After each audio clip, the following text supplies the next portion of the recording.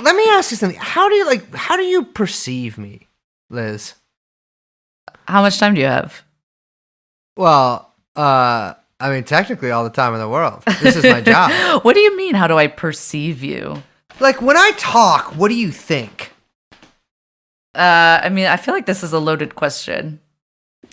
Whoa. I didn't think it was a loaded question, but now that sort of changes the tenor of things. I just mean, what are you getting at? What do you mean? That's too open-ended. When I talk, what do you think? I don't know. Do you think I'm, well, this is, God, I do just ask me. Do you think I'm stupid? No. Okay, well, I've got really bad news for you. I have 80 IQ. Is that good or not? I never know. I don't know. I don't know what to me, IQ numbers 80 is a are. super high number, right? Mm.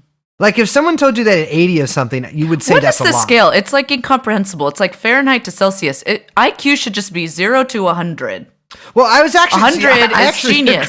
0 is stupid. Yeah, a baby, and it gets bigger as you get older too. Like you should get one a year.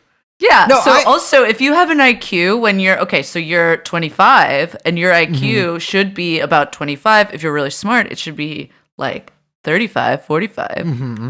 If you're Wise really beyond smart, your years. Exactly. Maybe you're an old soul. Maybe you're a 75 at a young age.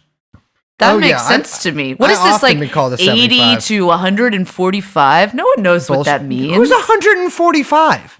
No, I'm talking about the IQ range. I know, but like, who is that? Like, who has that? Why would you have? What's the point of that? Me, I have that. You have that? Well, okay. Wow. Well, that makes sense. Have I ever told you about my group Mensa?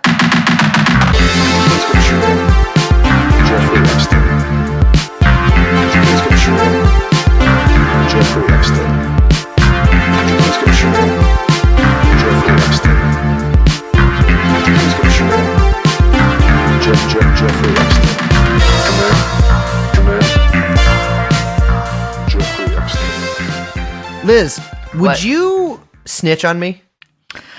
No, never. Of course not. Oh my God. So when people draw in their breath like that, instead of just being no, because I feel like we could have just had that was like a 3-second beat. You could have. Do you know what it was? Is that I had tabbed over into my email because I saw I had an email from the FBI. You're tabbing over during the introduction, Liz? Oh my God! As if you never tab over. I see your eyes. I don't tab over. I can show you. I can't show you the tabs because it's coming out. I'll show you right now. I have on my tabs open. I have an ebook copy to purchase of American Communism in Crisis, and then the other one's also my email. But that was the email to give to our noble and not mean to me producer, so we could figure all this out. This wasn't me. I'm not doing. If you're tapping on the company hour, the company dime, then I don't know. We're gonna have to. Well, I'm taking this to the boss. First of all, I'm the boss. Second of all, welcome to TrueAnon. Hello. My name is Liz. My name's Brace, but not if she's the boss. Because if she is, then my bad. We're joined by our producer, Young Chomsky. He's gonna nod or shake his head. You can shake your head if it's no. He's just not. Okay, he's nodding now. Okay, I'm really sorry, Liz. Please, I was just kidding. I was just horsing around with you. All right. Well, good. We have a hell of an episode in front of us today. We do. This was a fun one. Mm-hmm. And a topic that I think we kind of get into it in the interview, but a time period that is, I think, greatly misunderstood in the popular imagination. Absolutely. Particularly when it comes to the activities of the Communist Party and the government. Absolutely. I think that this is especially in times like these when I mean, we touch on this a lot in certain points in the interview.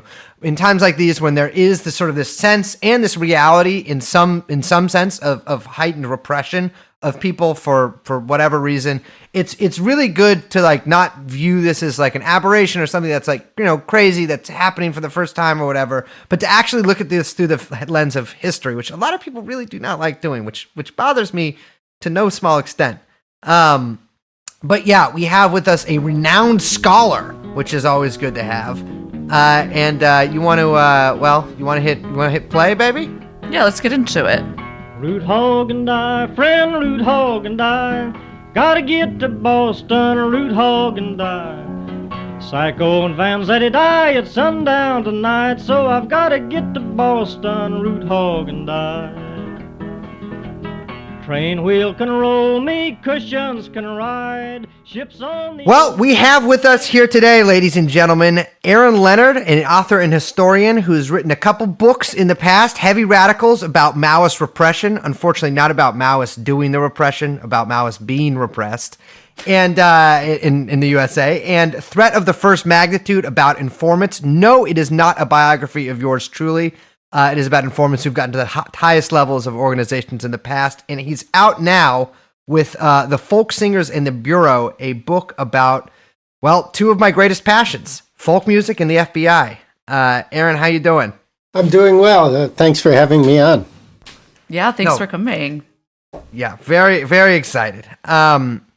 Big time folk fan, and I think maybe for some of our, let's say, more hip-hop style listeners, when we talk about folk music, who are we talking about, like in this book in particular? Yeah, I mean, the folk music more generally is academics like to debate what it is, where it comes from. I'm not a musicologist, so I'm not burdened by that. The people I'm particularly interested, well, okay, so how did this book come about? I finished two books that focused more on Maoism in the 60s and 70s, and I thought I was going to write about the FBI and the musicians of the 60s, right? Jefferson Airplane, MC5. I couldn't get the files. Actually, since then, I've gotten more files, but that's for another time. But in the course of researching this, I read this book by Sean Wilentz, Bob Dylan's America. And he talked about Woody Guthrie. You know, I kind of knew Woody Guthrie, this land is your land, I ain't got no home. I didn't know his political background. I knew he was kind of left and progressive, man of the people. But Wilentz basically alluded to the fact that he was very close to the Communist Party. So I sent off for Guthrie's FBI file, and sure enough, you know, they had it. And I started reading it, and it was very interesting. And then it occurred to me, well, if Woody had a file, Pete Seeger, well, I knew he had a file, but I never actually looked at it. So I looked at it. And then there were other people like Alan Lomax, who was this song collector, ethnomusicologist. I got his file. Then I got Sis Cunningham, this out of Oklahoma, who was part of this group, the Almanac Singers. She started Broadside magazine that introduced the world to Bob Dylan's song. I got her file. And it quickly became apparent that everybody who was in the folk movement of the 40s and 50s who had any kind of relationship to the Communist Party, including Burl Ives, Sam the Snowman from Rudolph the Red-Nosed Reindeer, they had an FBI file. So I said, well, you know, there's a book here, and I can understand it. And at the same time, I had started to be interested in how the Communist Party was basically suppressed in the period 47 to 56. So there you go. Yeah, I think there's sort of two converging kind of timelines here in the book. I mean, that's certainly what I noticed, is that you kind of go through the history of the Communist Party from maybe the late 30s to the 50s, and then you also concurrently was the folk music movement, which they sort of both like really rose up. I mean, specifically this brand of folk music, they both sort of like came into prominence and were very popular around the same time, and then sort of were both, let's say, drained in popularity. I mean, of course, folk music did continue, but mostly with different artists in the 50s and 60s. And it's really interesting to see sort of the interplay between the two, because I grew up too knowing that, like, you know, Pete Seeger's like this lefty. You know, he played at Barack Obama's inauguration, man. You know, he's a big progressive, and like you said, you know, with this land is your land, that kind of stuff. But it becomes apparent, especially reading this. I did not know like how exactly involved they were. I knew that, like, I just read a book about, we were talking about earlier about a communist summer camp. They talked about Pete Seeger coming up there with Paul Robeson, but I didn't know that like Seeger played that famous Peekskills concert with Robeson or anything like that. And so that's something I was really interested in that actual direct relationship between these singers and the party. It wasn't just like purely sort of a fellow traveler type relationship, but they actually had some pretty close contacts with especially the New York party. Yeah, I kind of have, to read the literature, it's like nobody was ever in the Communist Party. Mm-hmm. It's like everybody's falsely accused or said to have been, blah, blah, blah, blah. But the level of anti-communism in the United States is such that, one does not acknowledge having been in the Communist Party, except in, certain specific exceptional instances. The reality is if you were a radical in the 30s and 40s, there was high unemployment, people were being evicted, Jim Crow was rampant. Every day you could pick up the paper and read about lynching. And the Communist Party was cool. If you were radical, and you were very radical, it was an attraction, and some of the best people of their generations were attracted to that. I mean, I'm very, I think I'm very level-headed in my assessment of the Communist Party as far as being critical and such. But I think if I were around in 39, that's where I would have went. I mean, there was this model in the Soviet Union that appeared to have solved some of these problems. I mean, as it turned out, it wasn't really true. But, I mean, it's something we don't have today. Nobody can point to this country or that country is where we want to get to. But back then you did, and it had a powerful effect. So I wanted to try to say, look, the McCarthy era is done. We can talk about this now. I mean, I don't blame Alan Lomax or Gordon Friesen, Sis Cunningham's husband, for downplaying and trying to say they weren't in the party. It meant going to prison. But those times are over, so we can talk about it as it actually was. And Seeger was at peak skill, Fred Hellerman, Ronnie Gilbert, they were all in this group, the Weavers, Lee Hayes, they were all at peak skill. Woody Guthrie was at peak skill in a car. They were breaking the windows, and he was yelling out, hey, you missed a window back here. And then he sang, takes a worried man to sing a worried song. And it tells you something about Woody's disposition. They were all there because they were all in this milieu of the Communist Party. Yeah, I think that, I would say I think your book goes even further and gets to a really interesting point, which says that actually this art would not have been produced if it weren't for the party. That the party was kind of a vehicle, not just for for quite literally putting all of these people in the same room, right? Like that wouldn't have existed.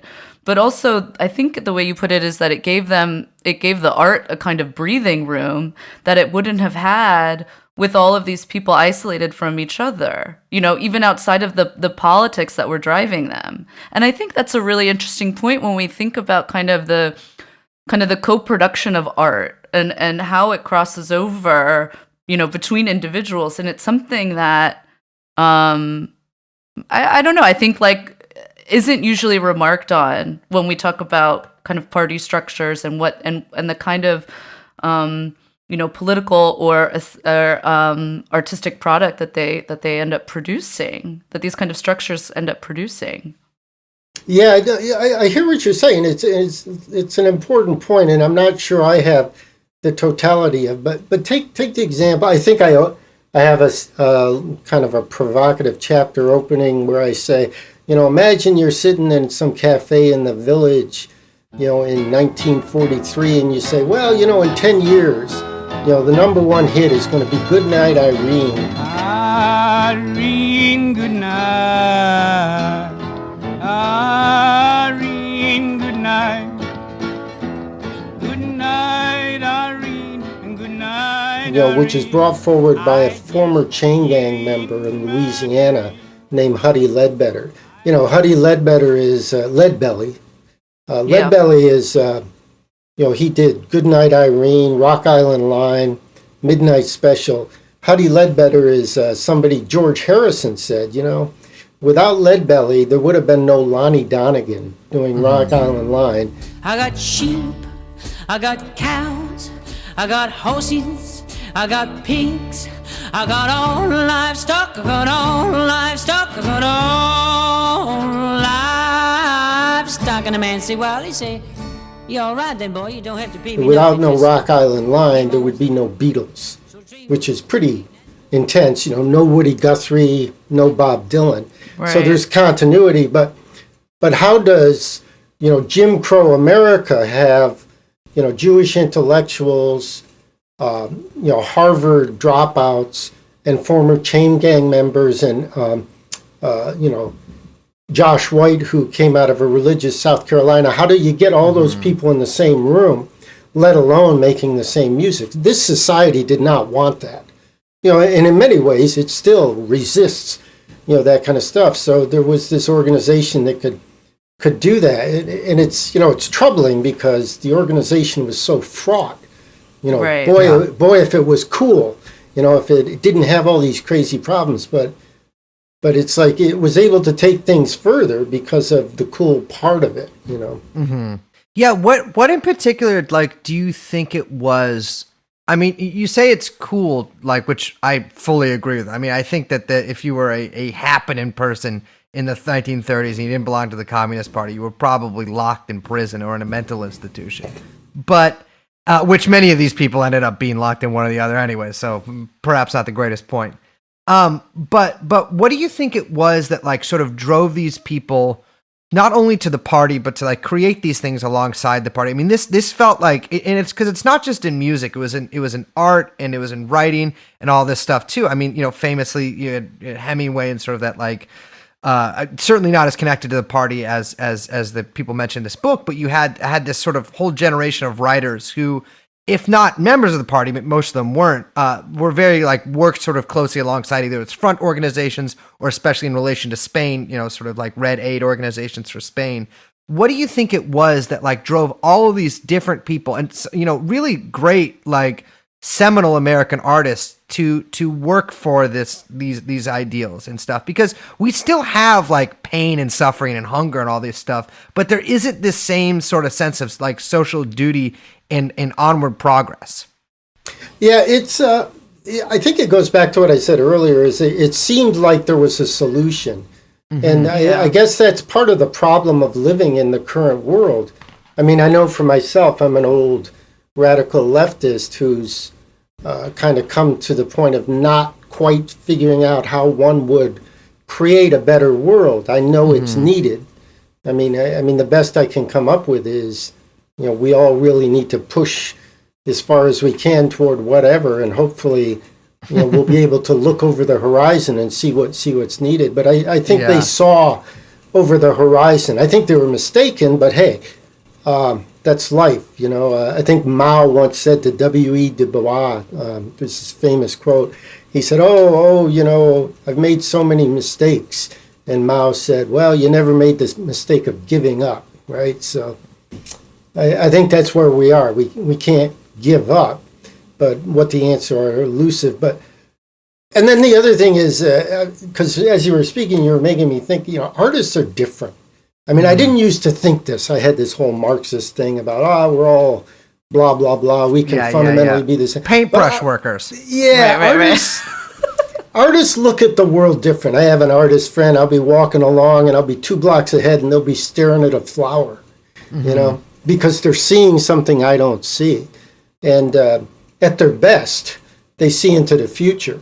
I think these folks discovering this folk music felt they had discovered something, and they certainly had. I mean, they discovered humanity's legacy of passing these wonderful songs and fine-tuning them and, smoothing them and then passing them on. And a lot of them are still with us. It'd be a good discussion to have. What are the roots that exist now? But I think they thought, there's a quote from Sis Cunningham. She went to this, I think it's this school in Mena, Arkansas, when she was in her early 20s, and she was reading Das Kapital, and the sense of community at the school was such she felt like, there's a whole new world that I was being introduced to, which, that's cool, but it's got to be real, otherwise it's just religion, right? Yeah, or we saw people intentionally try to create that whole new world on a small scale in the 60s and 70s, and really today, but just not in such a vulgar commune form or whatever. Yeah. I think too, just to stress this point to our listeners who, haven't read the book, that we're not just talking about artists who are just making art on their own. I mean, it did have, explicit political aims as well, which is a big part of the story too. Yeah, I mean, I just had a class today, and I played this Woody Guthrie song. I forget the name of the Russian sniper woman, but Woody wrote this. Pavlichenko. Yeah, he wrote a song, fell by your gun, 300 Nazis fell by your gun. Fell by your gun, fell by your gun, 300 Nazis fell by your gun, fell by your gun. I mean, some of this stuff is kind of awful. That song isn't all that awful, but some of it is like real agitprop. But, all of this, the consequences were FBI attention. The FBI in 1939 was a few hundred people. The U.S., coming out of World War II, was the most powerful country in the world, and the FBI had thousands of agents. I mean, it's in keeping with an empire that you need a political police, and J. Edgar Hoover stepped up. He stepped up not on his own, but FDR gave the FBI incredible authority, and that's part of the story too. The Communist Party, they do these weird gyrations. Initially, they support this non-aggression pact between Germany and the Soviet Union because it was in the Soviet Union's interest to not have war with Germany. When that fell apart, when Germany invaded the Soviet Union, the USSR obviously changed its position, and the Communist Party changed its position as well. So they went from being marginalized and repressed from like 39 to 41 to being on the same side and very much accepted.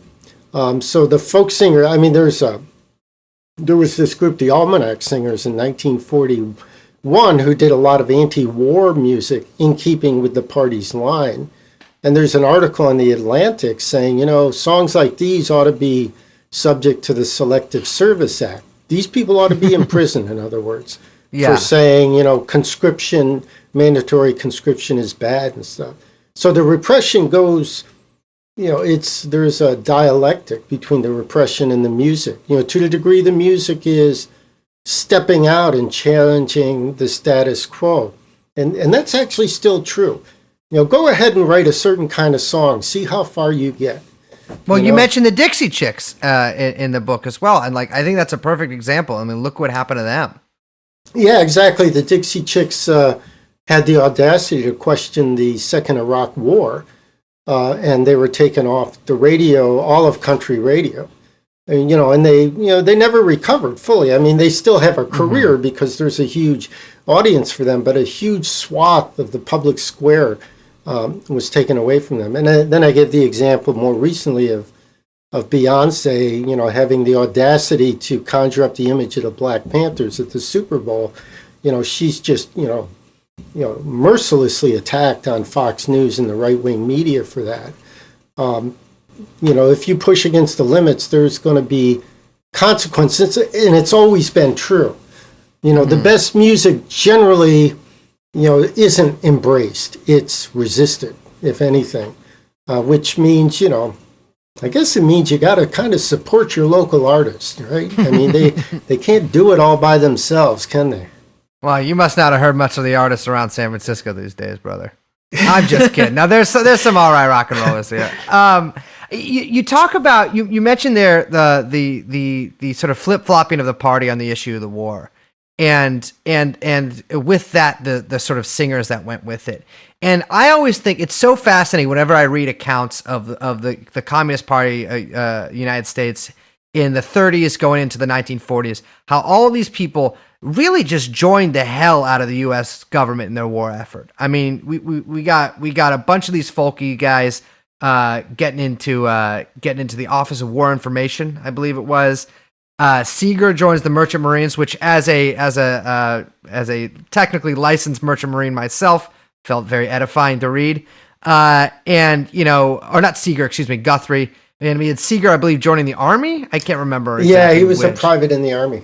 Yeah, and And it was just so like, I mean, there was this tremendous push from these guys. And then they wrote these really like, I wouldn't necessarily call all the songs semi-patriotic songs, but certainly songs extremely behind the war effort, essentially. And certainly quite a lot of kind of silly, like anti-Hitler songs, which Leadbelly, I believe, got into that racket as well.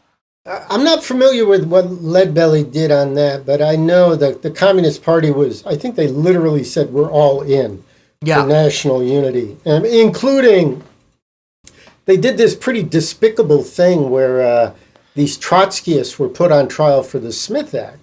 Trotskyists, I think they're in Minnesota. Yeah. The Smith Act said you can't teach the desirability of the overthrow of the government. It wasn't like you couldn't, it wasn't like they were charged with trying to overthrow the government. They were just tried for teaching the Communist Manifesto and saying, well, that's a good book. They were convicted and some went to prison. The Communist Party just kind of said, well, too bad, they're trots. Yeah. And then, just a few years later, the Communist Party was subject to the same thing. But it was emblematic of this totally behind the U.S., patriotic, anything to defeat Nazism because it was in the interest of the Soviet Union to do so. And it's, the irony is, so the Communist Party got to be very large. I believe they got up to 80,000 members. They got accepted. I think I have in the book a quote where they stopped Cisco Houston for a man of the street interview for the Daily News. And he talks about how great it is, the Soviet Union fighting Hitler and how they were instrumental in winning the war. I mean, what's striking is he felt he could say that to an on-the-street reporter. Circa 1944, 1945, because their position was synonymous with FDR's. They were not outside, but within a year they were absolutely on the outside, which shows you how far sycophancy will get you. Yeah. You mentioned the ramp up, with FDR and Hoover on cracking down on the party. And like that's, a significant part of the book, we should say, is detailing the efforts of the FBI and what becomes the FBI in infiltrating and suppressing the Communist Party and basically trying to, I hope, I don't mean to overstate or overreach, but I think kind of trying to shade the narrative that many have written about why the Communist Party in the United States kind of fell apart. And interweaving this narrative about the folk singers as a way to demonstrate the capacity of the Bureau and its kind of myriad of ways of infiltrating and suppressing party members. Yeah, it's as you were speaking, I realized it's like, This has ramifications on a number of levels. First off, the fact that they're close to the party means a lot of them are on the security index, which means if the U.S. goes to war with the Soviet Union, they're probably going to be put in detention camps. Yes. Concentration camps, if you will.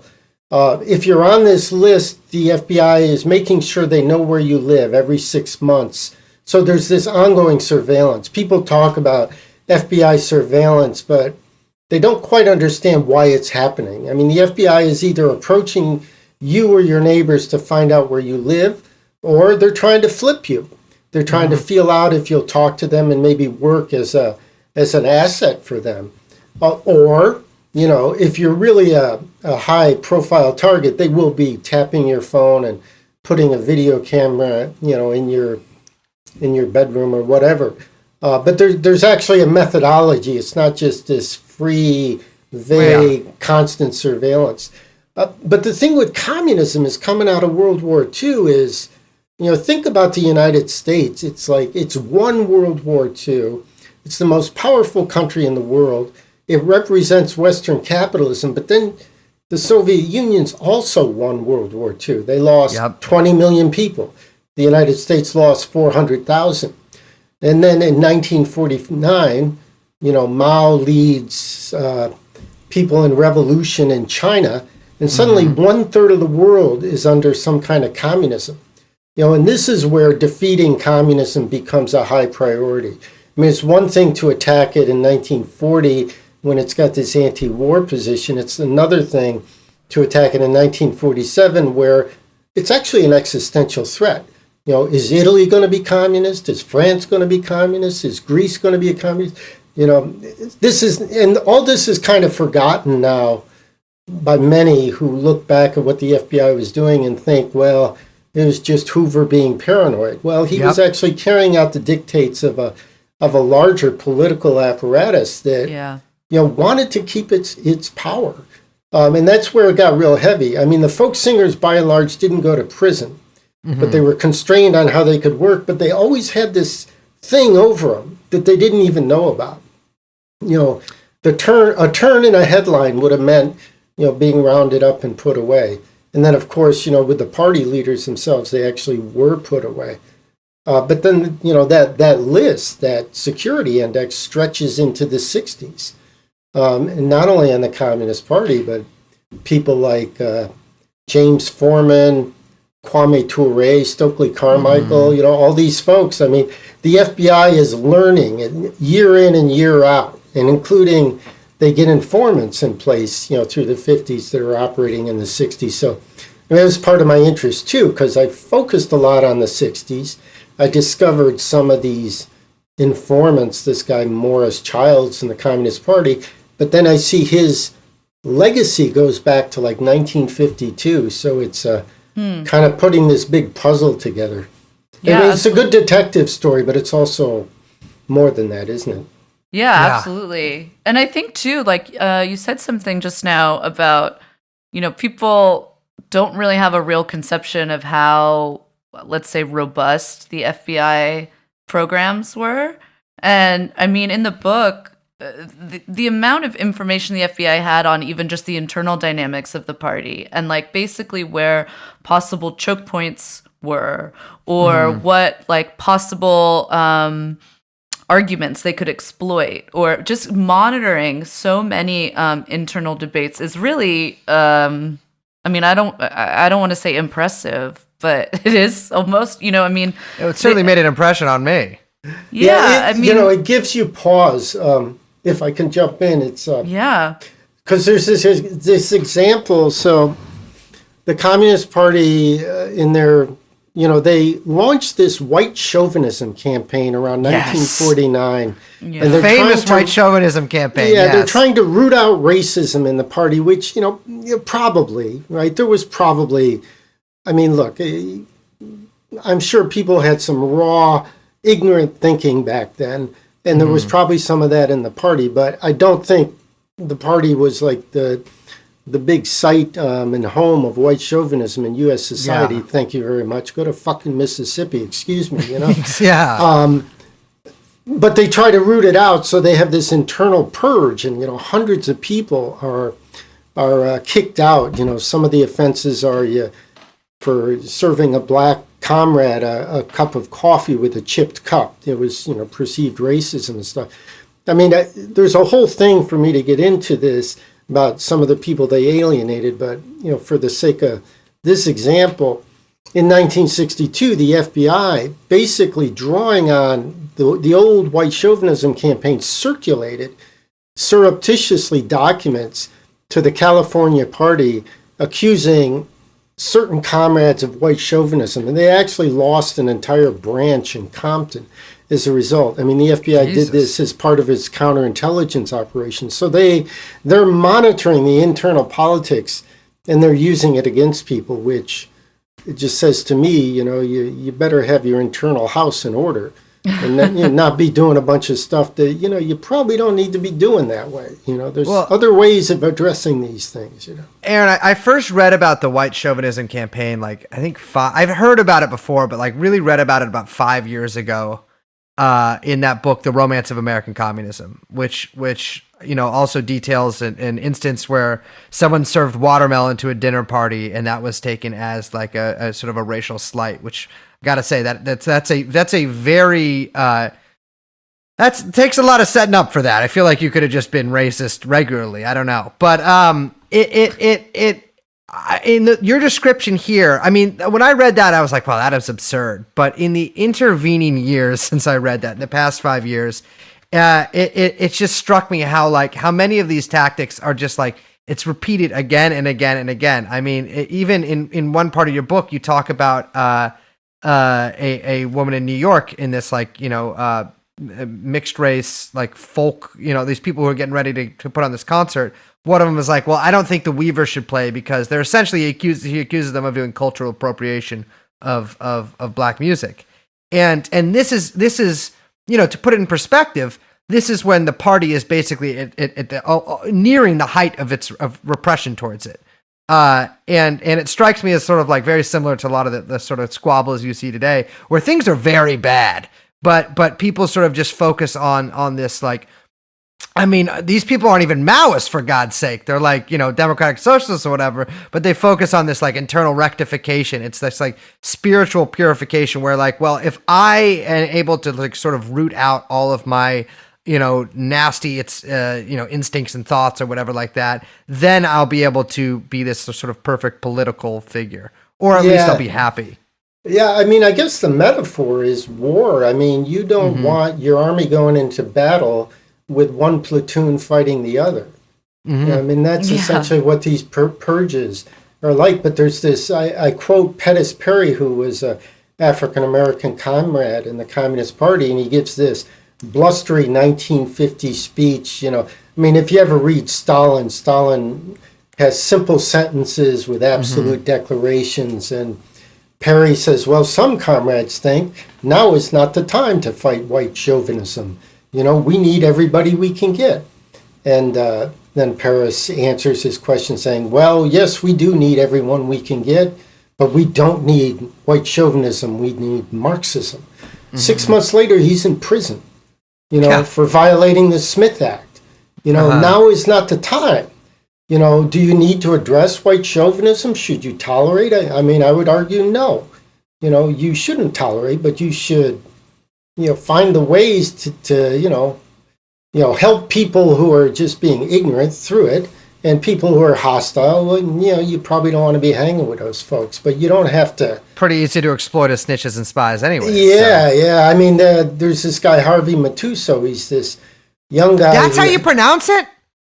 That's how I pronounce it. How My do you God, I've been pronounce it? calling him Harvey Matakow, but Matusow sounds actually like her name. I was like, damn. What is this guy, Hungarian or something? This is Oh my God. Yeah, I think that's actually the Matusow story is really, I found it, I had no idea about it, and I love reading about snitches. And yeah, so Harvey Matusow's a snitch. You know how he ended up, right? Well, first off, Harvey Matusow's a trip. He would freelance as a clown.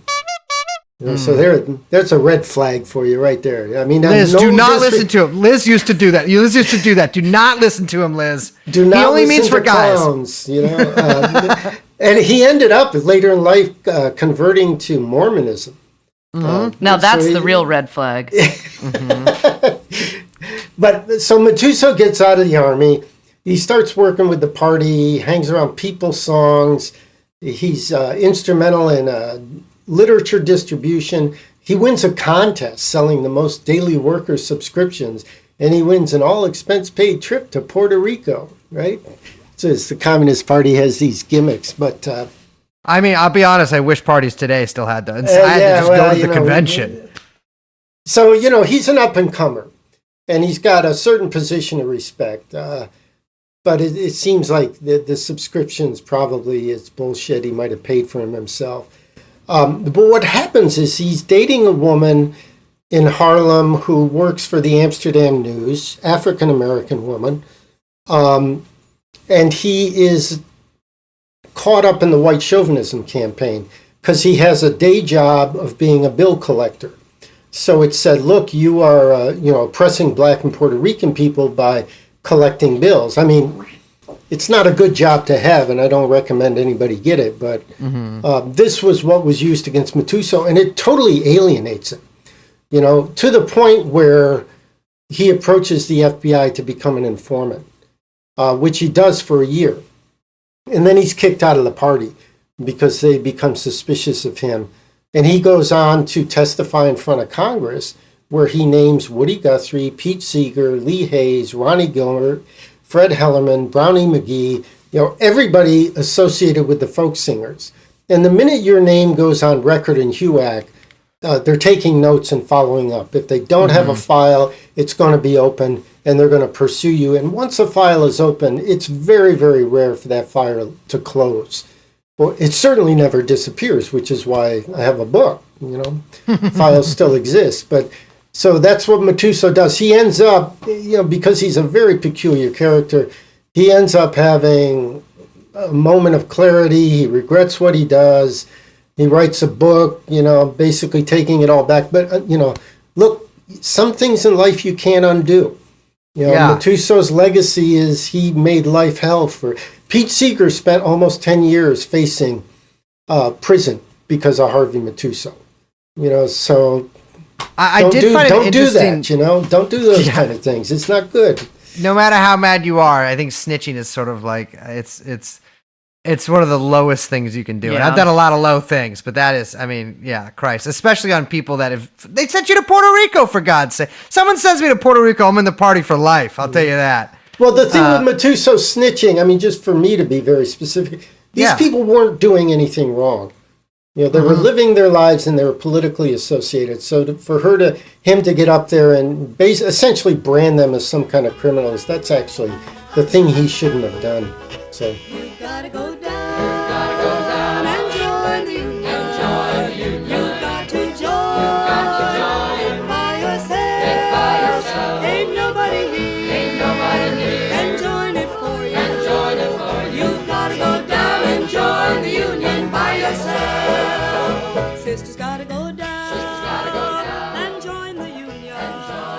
She's got to join. You mentioned HUAC, and I just want to pause on that for 1 second, because one thing I didn't totally understand was the tension you detail between Hoover and McCarthy, and basically like fighting over political turf and the turf wars that were happening over what had been, a pretty expansive and long running FBI operation, and several operations infiltrating groups and flipping members, et cetera, et cetera.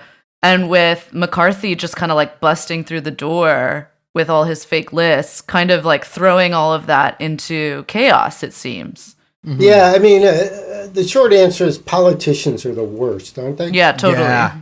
He just seizes on this issue and he makes a career for it. One of the things I hope people reading the book will walk away with is a better understanding that McCarthyism is a misnomer. We're actually talking about a second Red Scare. This starts in 1947, 3 years before McCarthy, and it goes on 3 years plus after McCarthy is thrown down. He was a dangerous man. He was a powerful person. He could ruin your career. I believe he drove some people to suicide. Oh, he was also Roy Cohn involved in all this. Roy Cohn was his aide, but Bobby Kennedy, right out of law school, worked for Joe McCarthy. Which helps you understand why when J. Edgar Hoover in '62 takes this dossier on Martin Luther King to Bobby Kennedy saying he's working with communists, that Bobby Kennedy signs off to wiretap Martin Luther King. Bobby Kennedy has gotten a pass historically on that. I don't know what Kennedy's frame of mind was in '68. It seems like he had shifted his view, but up until the first Kennedy administration, he was an ardent Cold Warrior, as was his brother. Right. John Kennedy is the only senator who did not vote to censure Joe McCarthy. He said he had a bad back. I don't feel good. I can't vote. Classic. Incredible. Yeah. So the Belden method. But it's McCarthy is a figure, but there's a bigger thing going on, and it's the bigger political apparatus has a lot of unity about destroying this party. Oh yeah. Because it's a pro-Soviet party, and the Soviet Union is not welcome in 50s United States. So something that I thought was really interesting in reading this too was, you do talk a lot about different people who resisted HUAC, who resisted, their Smith Act trials and stuff like that. And then you talk about the people who either didn't resist but didn't quite snitch, who maybe went in and gave testimony but refused to name names. I believe Josh White was one of those people. And then you talk about people who did go in and actually did name names. So, like, what kind of pressures were those people subjected to? Like, how come some men broke and some men didn't? Because I don't think it all necessarily, I mean, at the end of the day, it does come down to, to backbone and strength of character. But, like, there's often ways to get at a man that are almost guaranteed to get him. And so what were some of the reasons some of these characters actually did go and cooperate? Yeah, it's a really interesting story. I mean, the first thing is nobody should be put in this position. These people should not have been put in a position. You have to either go to HUAC and talk and name your friends and subject them to possible imprisonment, or you have to go to prison yourself. Yeah, that is like a terrible position to put these people in. Okay, but saying that, I think what you just described is, people do have to make decisions. Life forces you to make consequential decisions. Millard Lampell, who ended up winning an Emmy in the 60s for a television show, he later did this series, Rich Man, Poor Man. He was in the Communist Party. He testified in front of HUAC and said, I'm not naming names. I can't do it. These people are my friends and colleagues, and it would be against everything I believe in. Now, as it was, he didn't go to prison. So, good, but he was willing to. Pete Seeger went in front of Congress and said, look, this is the United States. You claim to have, freedom of speech, and I don't think you should be asking me these kind of questions. He didn't go to prison on a technicality, but he faced some real difficulties. Others took the constitutional protection against self-incrimination. So as a result, they weren't held in contempt, but they were viewed as objectively as communists or people lying, willing to lie about it. But then you have Burl Ives and Josh White, and Oscar Brand actually is the even more complicated character. But Burl Ives is famous. His career is on the rise. He's soon going to be in movies. He wins an Academy Award in the 60s, before Rudolph the Red-Nosed Reindeer. He goes up there and he names names. He names 3 people, including his publicist.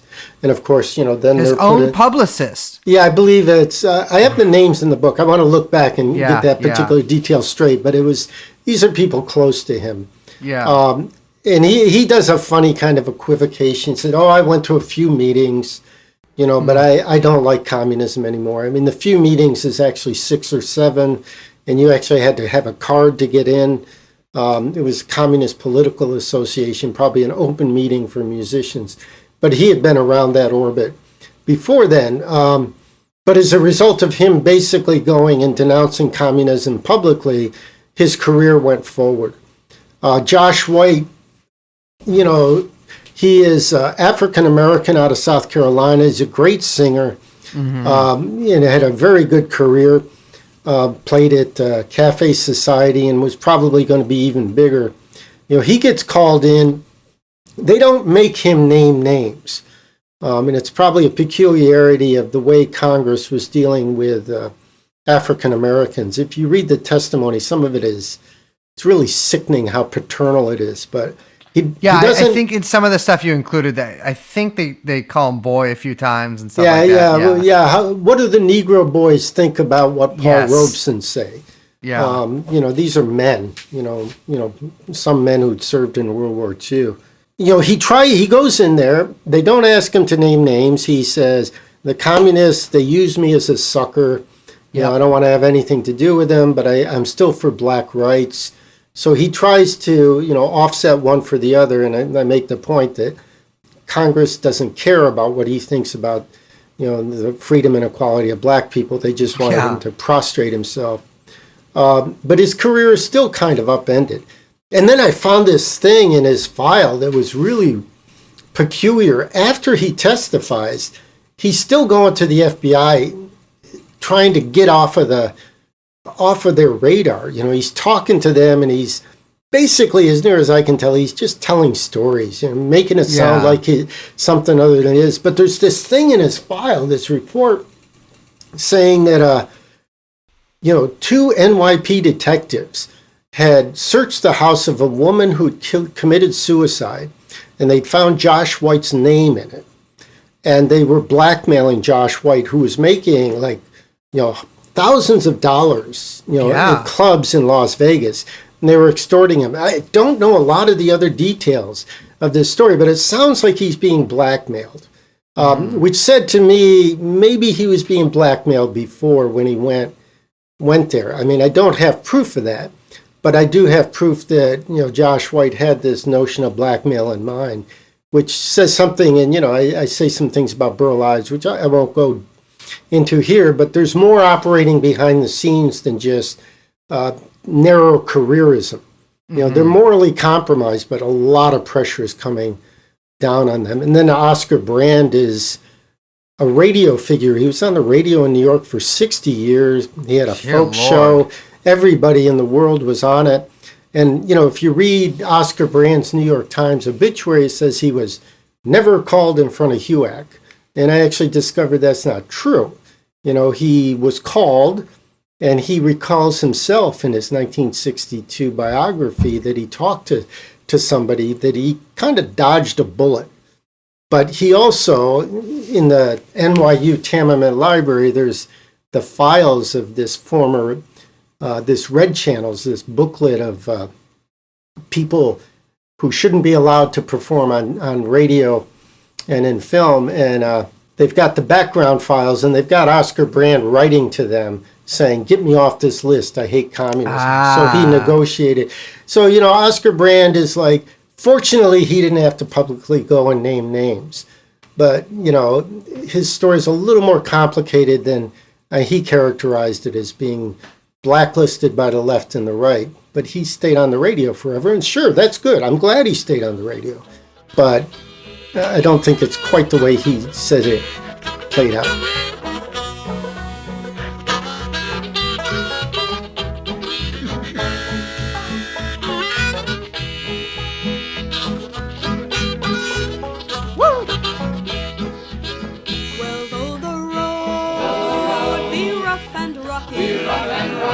And the hills be steep and high. We will sing as we go marching, and we'll win that one big union by and by.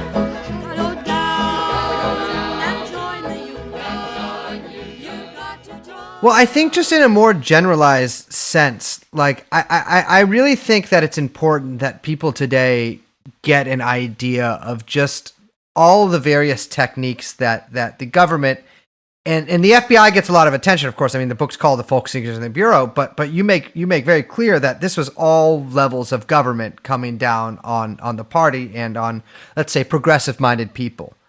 And these techniques that they use, I mean, what you've just described here in this interview, blackmail, threats of blacklisting, surveillance, and I know just from I used to sort of study the post-war kind of careers of Lincoln Battalion veterans. I mean, they would go to their work and they would ask their bosses, if is this person a communist, which obviously give the boss an idea to fire them. I mean, the one thing that we stress a lot on the show is that these techniques don't happen in a vacuum, right? Like they didn't perfect these these methods of surveillance totally. They refine them, and then they continue to refine them upwards and sort of into the next phase of sort of a Red Scare in the 60s and 70s as well. And I know you've done books on the on repression in the 60s and 70s. And do you see like a through line towards the techniques of repression used by the FBI from the 30s to the 50s up into the ones against the Maoist groups in the 60s and 70s?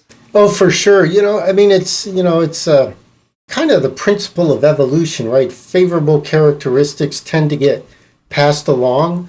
And I think tried and true methods tend to get passed along. I mean, if you go on the FBI's website today and you look at their definition of informants, I mean, they still extol the use and the need of informants. I mean, this situation today, I know this isn't exactly your question about the 60s and 70s, but whatever. I think it's relevant.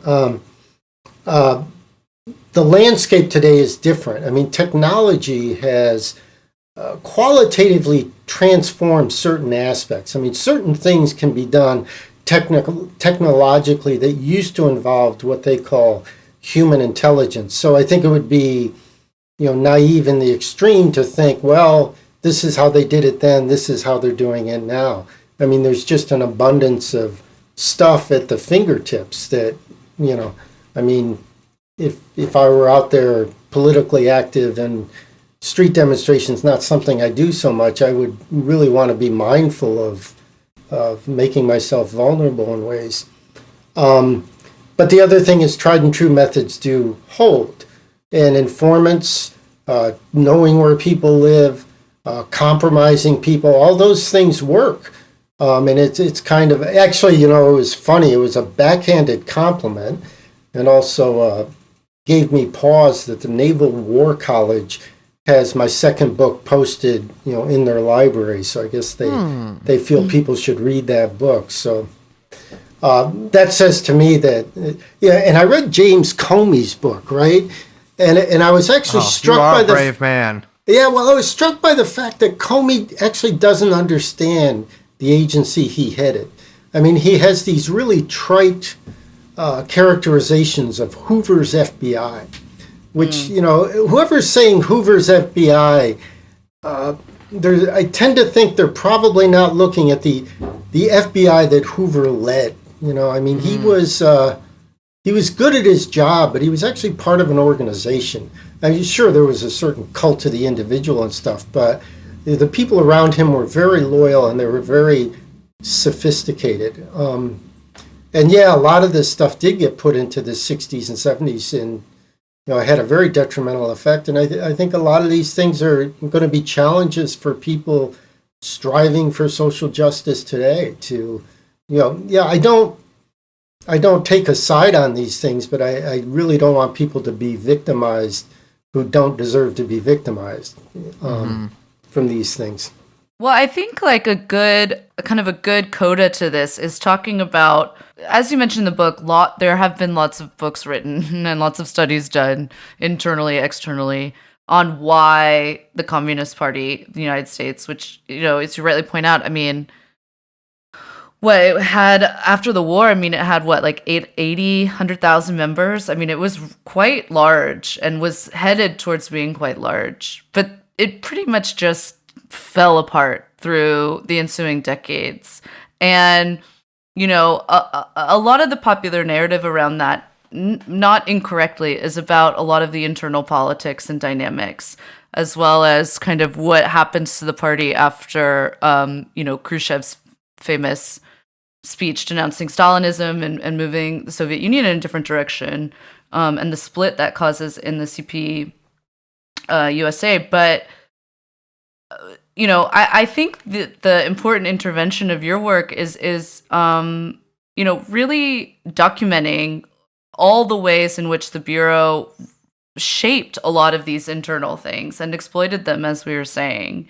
And I think it's in a previous book where you detail some of this, where I think you talk about how, forgive me if I'm getting this incorrect, but, they would create even like shadow parties, like fronts basically, or like fake ML organizations in order to disrupt kind of internal dynamics within the party. Is that correct? Yeah, that's correct, because they'd actually studied this stuff so clearly. When the Soviet Union and China had a falling out, they created a phony Maoist group to try to disrupt the pro-Soviet group. They said, oh, you've got secret Maoists in your group, and people were kicked out. But I wanted to step back because one of the discoveries is, the Communist Party, on the one hand, I think when Khrushchev denounced Stalin, that was the end of it.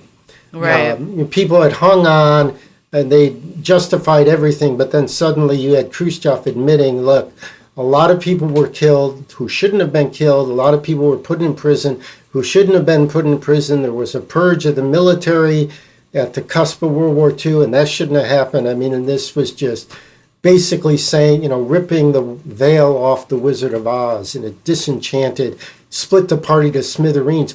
But up to that point, they had held it together, even though they went from 80,000 probably to 20,000. But in that time, they had their top leadership put in prison for 5 Yeah. years under the Smith Act. And then they had succeeding waves of these Smith Act trials of their secondary leadership being put in prison. I mean, it was like an assault unlike nothing that's ever happened in this country. I mean, I make a point. I lived in New York during Rudy Giuliani's tenure. And Giuliani, at one point, he talked about these preemptive arrests he made and some of the audacious things he did. And he says, well, you know, we do these things and we'll sort it out later. And it occurred to me, you know, in the context of Donald Trump, you know, the media is all like, oh, he's destroying norms. And you know, it's kind of one thing they're talking about something else.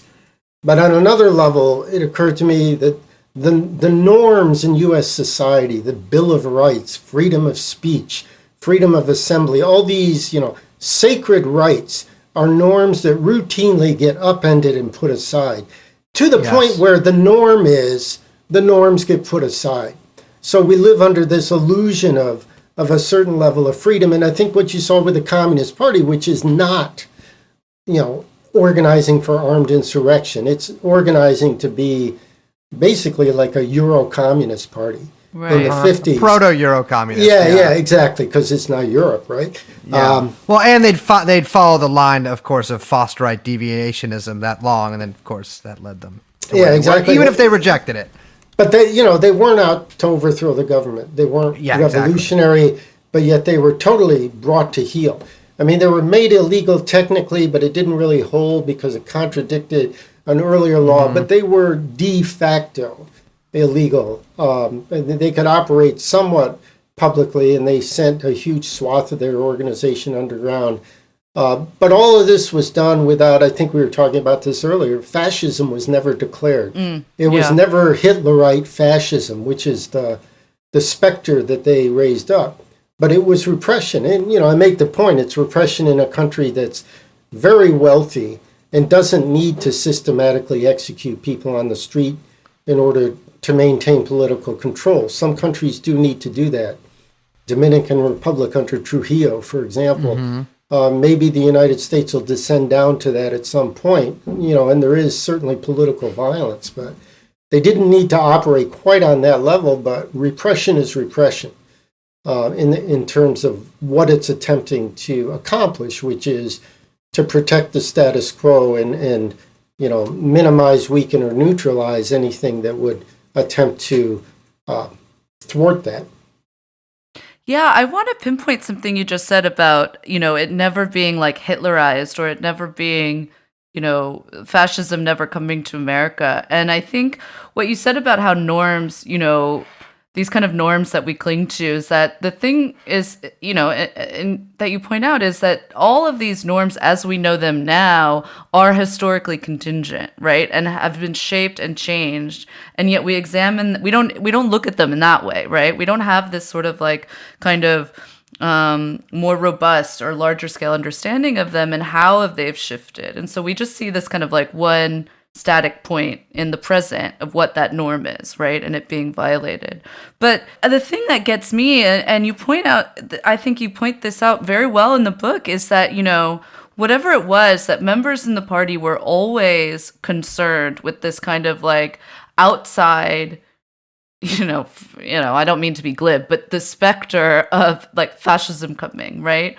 Or, you know, as the point that you make with the example of the white chauvinism, this kind of intervening force that was coming that had to be eradicated before, that we had to prepare for before, when the complete and total demise of the party and, you know, the repression that you document so clearly was all happening like at the very moment, right? And not only was it happening, you know, as they were just, you know, as they existed and in the kind of context of just that at that point contemporary America, but also like their internal dynamic. They weren't even focusing on the internal dynamics that were giving rise to opportunities to then be exploited by the U.S. government. And so it's like, you know, they were focusing on these kind of like, you know, hysterical specters fantastical ideas of what the repression would look like, that they didn't even see what social forces they were conjuring up within their own ranks, that then led to the, incredible repression that they faced from the U.S. government. And I think that's such an interesting lesson, or just an interesting way to look at the dynamics of the party and kind of the short-sightedness, right? And I think we still see some of that today. Oh, for sure. And, forget about, I don't want to get too controversial, but I don't think it's a do it. Yeah. I don't see it so much as a deep state, as a state, or in the old Marxist term, there's a superstructure. It's like what got the Communist Party was, there's the FBI, there's Congress, there's these independent right-wing forces who, there's an abundance. There's probably many more of them now than there were. And then there's the media. And Paul Simon has this line from his Cape Man album, underappreciated album. It's like, the newspapers and TV would kill you if they could. Afraid to leave the projects, to cross into another neighborhood. The newspapers and the TV crews, well, they'd kill you if they could. I mean, it's, if the media turns its light on you, forget about it. I don't know how you can withstand it. If they nail you for 3 days, how are you going to stand up to that? So there's all these things working together. You don't need to put people in Dachau in that way, or maybe you do. I don't know. I mean, I'm not inclined toward predestination on anything, but I think some things can be learned from looking what happened in Germany.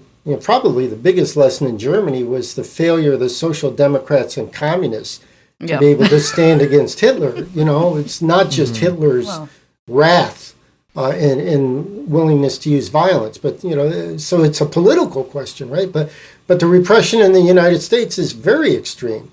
I mean, the Black Panthers. There's been a lot of talk about the counterintelligence program the Panthers, but they were also vilified in the media.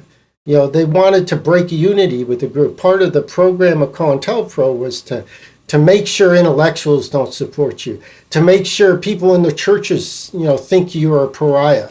So, there's, I guess you have to be holistic when you look at what you're doing. And if you're a political force, you have to look at the big picture of what's coming at you. And it's not just a Reichstag fire and then the orders, the laws being passed, that allows you to imprison everybody all at once. I mean, it could happen, sure.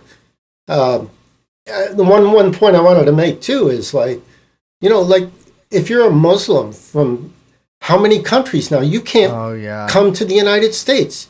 What the hell is that all about? Exactly. I mean, but it's the law right now, and it's rather outrageous, but it's emblematic of the relative nature of the freedoms that exist here. Yeah, I was actually reading last night at around 3 a.m. about this college professor from Florida, a Muslim guy from Palestine, who is a Palestinian nationalist and actually campaigned for Bush in 2000 because Bush had said something about the no collection of secret evidence against, his brother had been, put in prison on some trumped up charges. And so he campaigned for Bush because he thought Bush would be better for Muslims, which, well, I'm not sure that anyone would have been very good for Muslims in that period. But he was actually thrown in prison after giving an interview on Bill O'Reilly's show where O'Reilly confronted him with some statements he'd made about Israel. And, within a couple of years, he's hit with, I don't think it was RICO charges, but it was racketeering charges about raising money for groups in Palestine. And I believe he's out of prison now. He's in Turkey. But, I mean, it just goes to show, like, they really began crafting these methods even before your book starts, really in the 1920s and stuff like that, especially using deportation as a tool. I mean, that's still really used as a weapon by the government today. Yeah, that's and number one on the list. They've got a list. Yeah, Are you an American? Are you an American? Oh, that's easy. Get out of here. And that was, back then that was kind of easier to use against the left because everyone was from like Hungary and shit. Not to listen. I know I've said the word I love Hungarians. Rashida, if you're listening to this, love you, baby. But like everyone, like, there was a lot more foreigners sort of on the left back then. There was a huge amount of people who had left Europe because of their political beliefs and had been able to sort of reconstitute themselves here, often in sort of language-based federations in the Social Democratic Party. But today, the political landscape has changed, and certainly, I mean, we look at it used as a tool, like in those in some of those meat plants that were at sort of the subject of these stories at the beginning of COVID. And before COVID, when workers would complain about not getting paid or stuff like that, the bosses would call ICE and get them kicked out. And, those are people being deported essentially for standing up for their rights regarding their labor. And so, I mean, this is still a really effective tool because there's almost no defense against it. I mean, they can get you out if they want to. But Aaron, thank you so much for joining us. Do you have any final top level thoughts or parting wisdom for our noble listeners? No, but I do hope the book is of some value. I mean, I wrote it because it's just a fascinating topic, and I think Repeater Books put up a playlist that I had. I mean, it's too bad, in some of these forums you can't actually get the music out there because that's really what animates things, and it's also kind of what makes life worth living, I think Kurt Vonnegut once said, the Beatles make me happy to be alive, right? Music is fundamentally important. But I think there's a lot in the book. There's a lot of lessons, some of which I'm probably haven't absorbed myself, but it was a good project to try to lay this down and kind of have it there for people to hopefully have some use of. It's a little listener tip here. During the entire time that I was reading this book, I read it on my phone, which is not something I usually do, but I actually listened to, I think not every, but almost every Weavers album, and a bunch of Woody Guthrie's album about Sacco and Vanzetti. It's a whole album, kind of covers with sort of the lyrics changed to be about Sacco and Vanzetti. Great record, and I listened to that basically the whole way through, and that really made sort of the book. I don't know. It's good. It's a really good companion to actually listen to the music while you're reading this. Fantastic book. I really enjoyed it. Well, thank you. I appreciate that. Well, all right, Aaron. Thank you for joining us, and we'll see you at the Gas Lamp Cafe? What do they used to call that place? Yeah, I'll listen. I'll be wearing one of those like kind of half berets, half cabbie hats people used to wear, and talking in a much heavier Jewish accent than the one I have now. I think it's Gaslight, right? Gaslight, yeah. It's good talking to both of you. Thanks. Thank you. Early every year, the seeds are growing. Unseen, unheard, they lie beneath the ground. Would you know until their leaves are showing that with weeds all your garden will abound? If you close your eyes, stop your ears, hold your tongue, then how can you know? For seeds you cannot see may not be there, seeds you cannot hear may never grow. In January you still got the choice. You can cut the weeds before they start to bud. If you leave them to grow high, they'll silence your voice, and in December you may pay with your blood. So close your eyes, stop your ears, close your mouth, take it slow. Let others take the lead and you bring up the rear, and later you can say you didn't know. Every day another vulture takes flight. There's another danger born every morning. I could be a folkie. What do you mean? Do you play Jewish. any instruments? Yeah, I've put out 7 records. I know, but I kind of forget what you did on them. I thought you just kind of you just sang. I thought I sang on I sang on all of them, but I sang on the first 3, and then first 3, and then I put out 6 records. I sang on the first 3, and then I played bass on the last 2, and then there's an unreleased. unreleased record with me and a couple of the big boy rockers that is, well, I play a couple of instruments on that. None of them very well. If you want to be a folkie, you know what you should take up? I always found this very charming. One of those like one-man band situations. You found those I found those incredibly obnoxious. There used to be a guy who played in front of Makeout Room. Oh, I don't like that. I feel like the only Yeah. time you like encounter them is like, down a dark subway, hallway meandering through, and then you see the man and the one-man band, and it's probably like two cats sitting on another rat with like a dog. Well, there used doing to be a juggling act. So the thing that Liz is referencing here, you listeners might be like, that is absurd. There's no way that those disparate sorts of animals could come together in perfect peace and harmony. But there was a guy in San Francisco who had cat sitting on the next rat. to him. Mm-hmm. Or rat on the cat on the dog. No, yeah, cat on the dog and a rat on the cat. Yeah, rat on the cat on the dog. Do you know what happened to him? Oh no, what? He got run out of town because people thought the animals were drugged. Like, people kicked him out of San Francisco. They weren't drugged. I saw those animals. What do you mean you got kicked out of San Francisco? What, you got excommunicated? Like, what do you People mean? Like, ran him there's out no of town. wall. People ran, I don't know. People ran him out of town. That's just like, look it up. Cat, rat, dog guy ran out of San Francisco. It's incredible. It's a dog city. The techies, no shame.